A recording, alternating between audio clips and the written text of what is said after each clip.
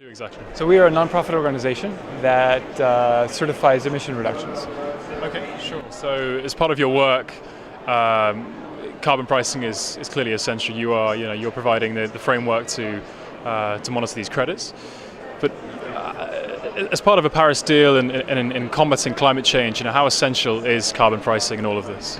We think carbon pricing is really essential. It's very critical to getting the price right. I think it's kind of it bears to say and emphasize that a price on carbon is critical, and a decent price on carbon will help drive investment in obviously technologies that will help mitigate climate change, but also in projects that reduce emissions in a cost-effective manner.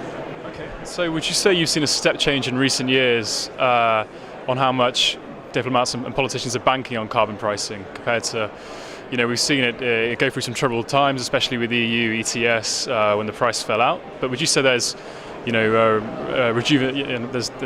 more influence and more interest than ever in carbon pricing? It's hard for me to say, quite frankly. I think that there's some good indications that pricing is back. Pricing is not, in my mind, not at the forefront of people's minds yet. I think pricing is one of those things that people are going to come around to and realize is a critical element in the overall equation of how we solve climate change. I'd like to see it play a more important or bigger role right now in terms of where we're going.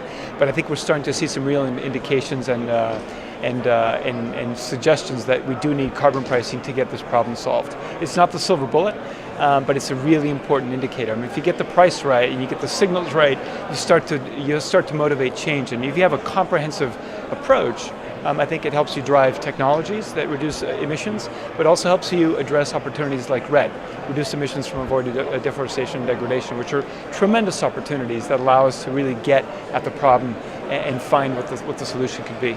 Now, clearly public finance is important in all of this, but without the role of the private sector, it's severely limited. How can we really mobilize and unlock finance from these huge multilateral institutions to...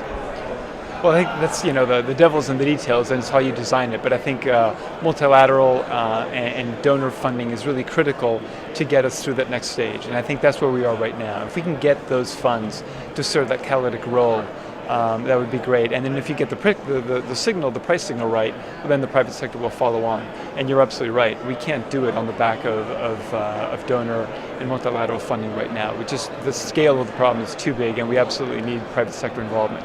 So that's why organizations like us are trying to create these frameworks to allow the scaling of the system and the markets to be able to deliver the reductions we need. You're expected, of course, in the next few years to have a lot more work, I assume.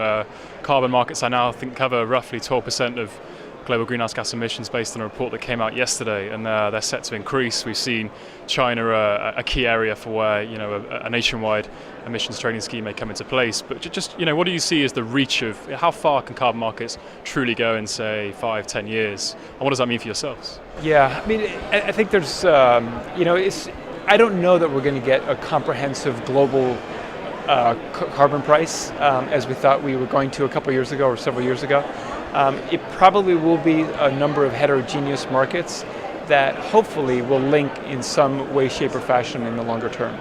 And for that, obviously, the greater the linkages, the more efficient the market, and the bigger the impact will be.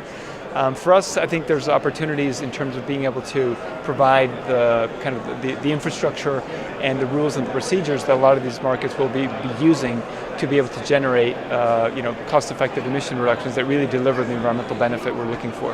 At the core of this, you are essentially the gold standard in being this, in the MRV process. So your work isn't going to end anytime soon.